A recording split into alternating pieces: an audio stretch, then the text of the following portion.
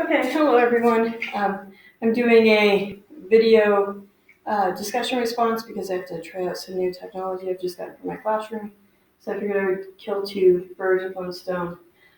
So addressing the first part of the prompt, which asks how Boyle establishes and then undermines expectations. He set up our character Hector as a bit of a mess. He's too old and too fat, and he's 5'7", 189 pounds.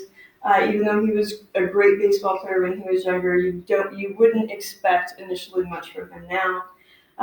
But at the same time, he's establishing Hector is kind of a mess. He's also attaching some salvation imagery to him. For example, the Jesus and Maria, and then Jesus sounds like Jesus.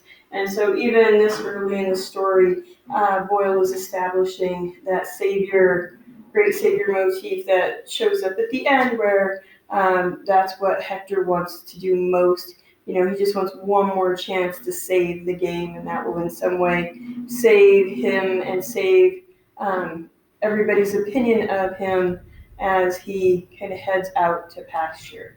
It's interesting that the whole game takes place on his birthday, which again brings up that salvation image and the fact that Hector still wants to be that savior. Holy name of the Savior himself. When he stoked one of the clean line drive singles that were his signature. Okay. All right.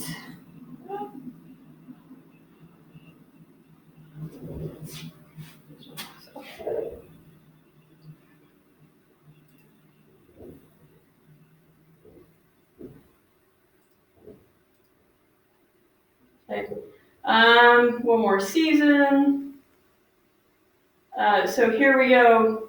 Once again, Hector is setting himself up as being something more than just an aging baseball player. He has his mother's Indian features.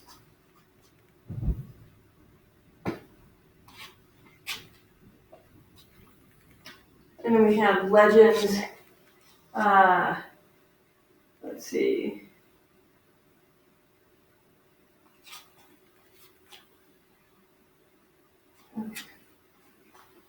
And then the girl, the really attractive young woman with the fancy car who's like, don't you see her license plate says cheese? It's interesting that Hector Jr. is so very different from him.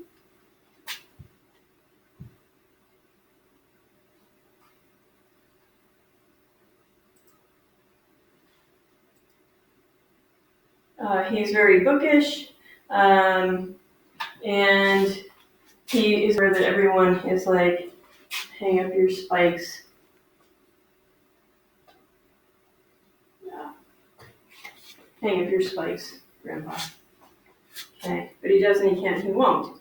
So we're already set up in this kind of human tragedy expectation, and we can't see how this can end in any way that doesn't make Hector look silly. But when we get to the end, to this never-ending baseball game,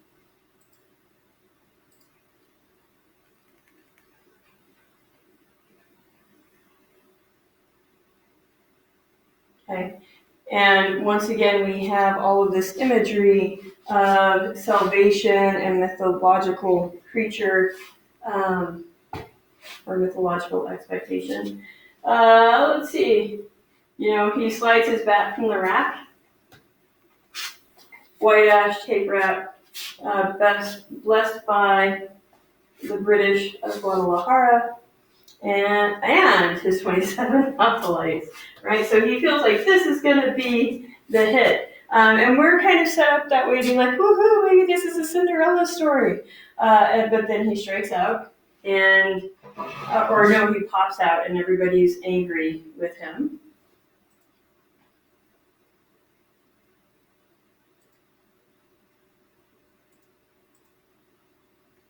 Okay.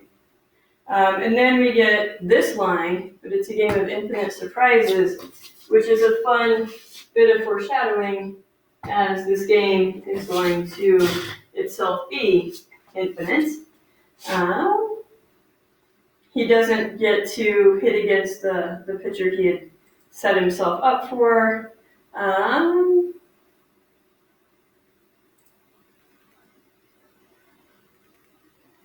And so then we start getting into like the supernatural part of the game. Like, we can all understand that kind of post-modern, like, oh, I had all these dreams and then they fell apart and I didn't get a hit against the hitter and life has no meaning. But this story doesn't end there. So it doesn't end with the Cinderella story. It doesn't end with that, like, Nietzsche-esque, like, there's no meaning to anything. And in fact, the game continues and continues to the point where it's no longer believable that this is a single baseball game. The fans have given up. Ascension still there among the faithful, the foolish, and the self-deluded. So again, coming back to some of that religious imagery.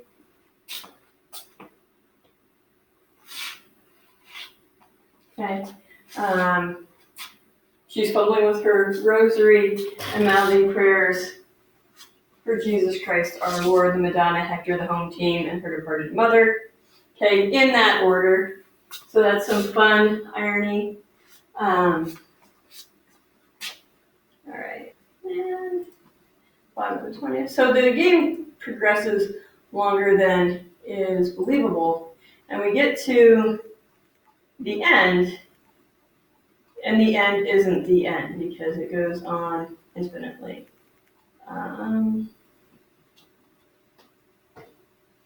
Right. We notice how at the beginning he wasn't like the Iron Man, and now he is like the Iron Man. Something has transformed. Hector Quesadilla, stepping up to the plate now like the Iron Man himself. The wind-up, the delivery, all hanging there like a piñata, like a birthday gift. And then the stick flashes in your hands. So we get everything coming together, all the thematic elements that have been established. The fact that he wasn't like all those other great baseball players you expect. The fact that it's his birthday. And then, of course, the savior imagery all comes together in these final couple of sentences. And the game goes on forever, right? It's interesting, like, you almost imagine that Hector has died and this is his heaven. But I think that Boyle is right to leave it undefined. In our minds, our sense of ourself is not necessarily bounded by our physical limitations, and I think that's definitely the case with Hector. He wants so much to believe that he has one more year, one more season, one more great moment of salvation within him, that he can't see anything else.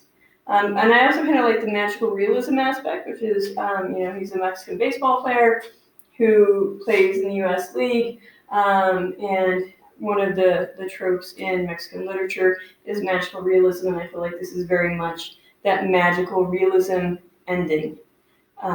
It's both beautiful and sad, because it's not hopeful, because he's just continuing to go through this cycle of trying and maybe failing inevitably. And an infinite baseball game seems like it would get pretty difficult for everyone before the end. But it is the correct ending for this story, right? There's only so many ways aging baseball player wants one more turn at bat to end, right? He either gets it and everyone loves him and the ending is happy, or he gets it, but he's had to sacrifice something important along the way, and he gets it and everybody hates him and it's a dark victory. Or he doesn't get it and everyone hates him, like they did when they were throwing stuff at him and when he popped up. Or he doesn't get it and everybody loves him, right? So by having the game never end, we have both infinite hope and infinite failure, which is, I think, the correct ending for this story, because of the kind of overblown imagery with salvation and the idea of like the birthday gift, like he's Christ himself. I think that because Boyle added in that imagery, it elevates the story to being more than just about baseball and becomes kind of that infinite quest that we all feel within us, that decision that you'll never stop until something stops you. And also maybe he diagnoses his heaven. I'm not opposed to that. Okay, so just taking a quick look at the discussion questions. Okay. I addressed that one, talked about that one. So what can we learn about this story? This is a really dense story for being very, very short.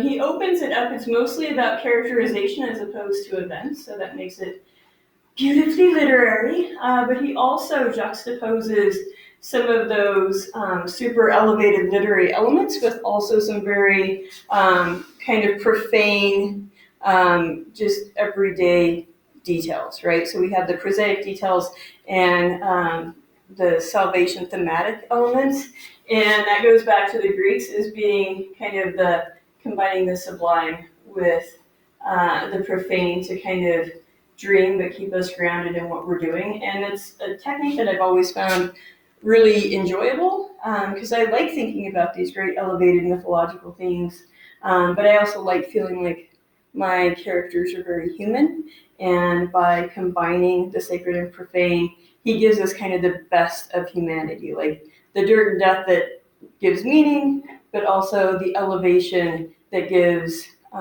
us reasons to dream and to imagine. So I think that combination of sacred and profane is something that we can definitely take away from T.C. Boyle's the Hector Quesadilla story. Thanks for being patient while I'm trying out this new technology.